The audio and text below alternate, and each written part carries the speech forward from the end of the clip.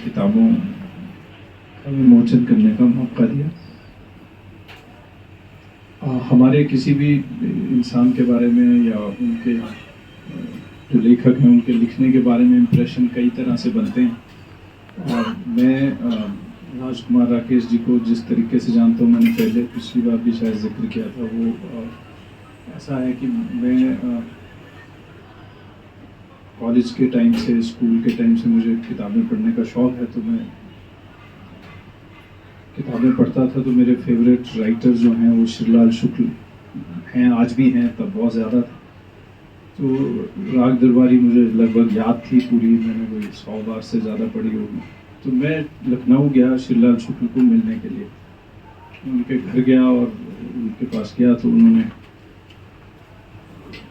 मुझे बिठाया, चाय पिलाई, और उसके बाद उन्होंने कहा कि मैं हिमाचल में जो लोग लिख रहे हैं, और राजकुमार राकेश बहुत अच्छा लिख रहे हैं, उनसे बढ़िया हिमाचल में शायद ही कोई लिख रहा हो। और उन्होंने ये जो इनका नावल है हवेली से बाहर, इसका जिक्र किया मुझे कि वो आपने किताब पढ़ी है, अगर नहीं पढ़ी तो आपको पढ़नी चाहिए।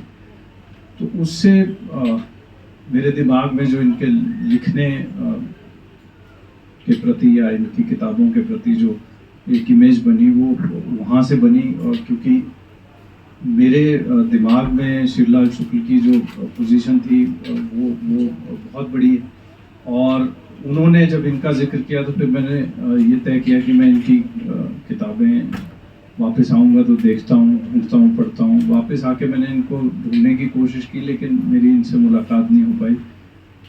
उसके बाद जब फिर इन्होंने इनकी किताबें मुझे मिली, मैंने पढ़ी, इनकी कहानियाँ, उपन्यास। आजकल मैं अश्वत्थामा नाम का हाथी जो है इसको पढ़ रहा हूँ, काफ़ी टाइम से पढ़ रहा हूँ, क्योंकि वो मुझे लगता है कि उसको एक साथ मैं पढ़ ही नहीं सकता। तो that's a very disturbing kind of a book for me as far as I think. तो मैं उसको बहुत रुक रुक के पढ़ रहा हूँ। उसकी वजह, उससे ये भी नुकसान हुआ कि मैं उसको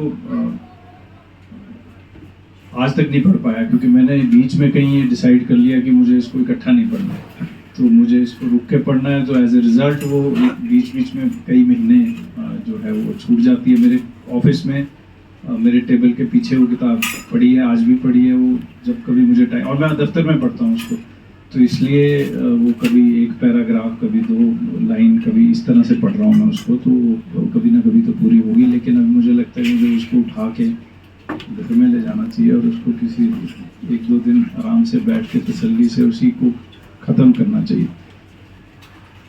पर्सनली सबके इम्प्रेशन अलग होते हैं किताबों के बारे में। मुझे लगता है कि एज ए राइटर राजकुमार राकेश जी बहुत ज़्यादा इन्होंने लिखा है, हो सकता है इनको लगता हो कम लिखा है, लेकिन जो इनकी कहानियाँ हैं, उपन्यास हैं और बाकी चीज़ें हैं, उनको देखकर मैं ये कह सकता हूँ। और मैंने काफ़ी ज़्यादा किताबें पढ़ी हैं, मतलब मैं ये कह सकता हूँ कि एवरेज रीडर से ज़्यादा किताबें मैंने ज़रूर पढ़ी होंगी। और मैंने वर्ल्ड लिटरेचर, इंडियन, ये सब पढ़ा है, ट्रांसलेशन में भी पढ़ा है। और क्योंकि लैंग्वेज अंग्रेज़ी या हिंदी में ही हम पढ़ सकते हैं, वो लिमिटेशन है, तो जितना ट्रांसलेशन में जो अवेलेबल है वो पढ़ने के बाद मैंने पिछली बार इनसे कहा था कि इनका जो राइटिंग है मेरे हिसाब से it's world class compare to anybody in the world writing anywhere in the world, in any country. और अगर आप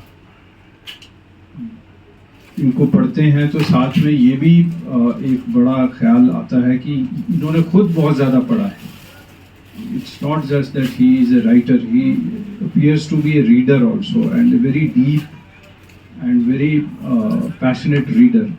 वो कुछ लोग ऐसे हैं जो जब लिखते हैं तो वो कुछ नाम लेके लिखते हैं ताकि ये पता चले कि उन्होंने शायद उसको पढ़ा है। Some people write without writing any name in their writing, but anybody who has read that writer, you know that these references are very deep. And उसके बावजूद he has his own style, he has his own grammar, his own idiom, his own structure of a particular book. और उसमें बहुत ज़्यादा इनका जो personal childhood का experience है, जो जिस तरह से वो इनके कैरेक्टर्स में, इनकी राइटिंग में आता है, इनकी पर्सनल जो एक्सपीरियंसेस हैं वो हर एक के आते हैं। Every writer brings that obviously, लेकिन वो कितना क्योंकि हम बहुत सारे लोग हम में से ऐसे हैं जिनको बहुत सी चीज़ें याद रहती हैं, लेकिन शायद बड़े सरफेस पे या बड़े वेगली या अलग तरीके से याद रहती हैं, जो हुई नहीं होती, पर हमारी याददाश्त में वो कुछ और तरह से याद रहती हैं। और कुछ एक मेमोरीज हैं जो बड़ी शार्प या बड़ी क्लियर होती हैं, लेकिन आमतौर पर अमूमन वो बड़ी धुंधली और बड़ी वेग होती हैं। लेकिन इनके मामले में मुझे लगता है ऐसा नहीं है।